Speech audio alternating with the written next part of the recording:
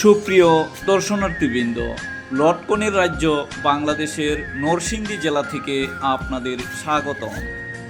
আজ আমরা আপনাদের নিয়ে যাচ্ছি নরসিংদী জেলার শিবপুর উপজেলার ছোটাবন ও জয়নগর ইউনিয়নের গিলাবের গ্রামের লটকন বাগানে।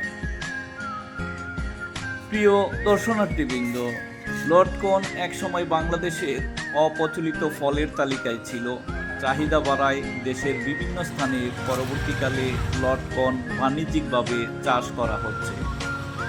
নরসিংদী জেলার শিবপুর, বেলাব, মনোহরদী ও নরসিংদী সদরে প্রচুর পরিমাণে লটকন চাষ হচ্ছে।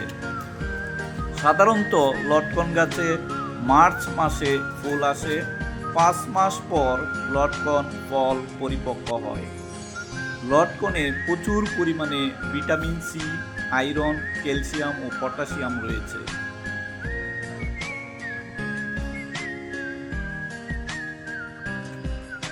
বাংলাদেশে অধিকাংশ রোগী ডায়াবেটিস রোগে আক্রান্ত। আপনারা এই ডায়াবেটিস রোগ থেকে এই লটকন যে আপনারা করে, এটা বছরে কোন মাসে আপনাকে একটু বলেন আমাকে, যে কোন মাসে আপনারা ফলটা তুলেন? এই ফলটা তুলি এলো জ্যৈষ্ঠ মাসের 20 তারিখ নিয়ে ভাদ্র মাসের 20 তারিখ পর্যন্ত শেষ।